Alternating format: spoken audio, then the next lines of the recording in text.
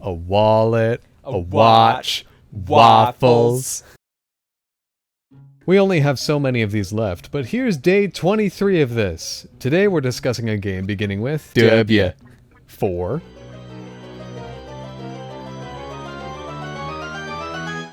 Record of Lotus War, D-Lit in Wonder Labyrinth. Ah, good. Yet another game where we bent the rules to fit it in there. Of all the W's, you had to pick something like this. Yes, now step aside because this one is good.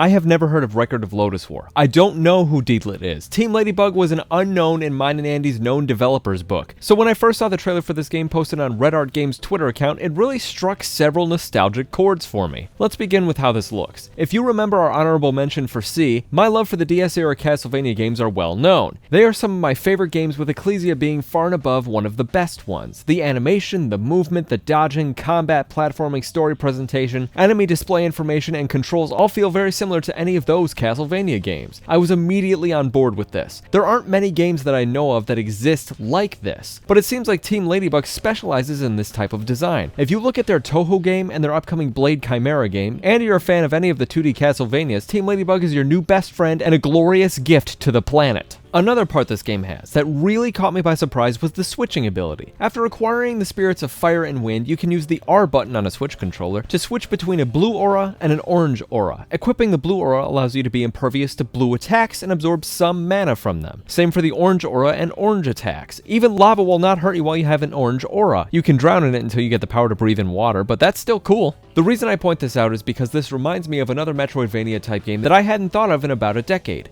Outland. This is a game about switching between blue and orange auras to evade attacks the opposite color of your aura. There's combat and platforming perils that involve switching fast and utilizing each aura to exploit enemy weaknesses. In fact, it was kind of a Ratatouille moment when the trailer played because it drew me back to Outland. Now, I haven't touched this game in a very long time and never completed it, but I remember how invested I was in this game. The wall jumping, the constantly fluid combat because enemies could switch their auras at will, which meant your own attacks had to evolve to fit the situation. It was a lot of fun to play, and presents a decent amount of difficulty as bosses and hazards with ever-shifting favorite colors get in your way. Wonder Labyrinth incorporates the freely changing auras the player can activate at any time to dodge attacks and strike weak enemies, and adds several levels, even beyond being able to absorb the mana from same color attacks. There are further elements of magic at play that certain enemies are weak to. The level system can increase your attack at 3 and heal you, and there are collectibles that further increase your attack with each aura. You can easily fill up both auras' level bars by striking enemies and hanging meat with the opposite color of the bar you want to fill. I've said this already, but I'll gladly say it again. Team Ladybug really enhanced the market of 2D Vania games with their ideas and mechanics. We should all be so excited for Blade Chimera, specifically if D-Lit in Wonder Labyrinth is anything to go by. I highly recommend this game to any Vania fan for its combat, dynamic controls, presentation, animation, and spectacular bosses. Check out how awesome Wonder Labyrinth is, everyone.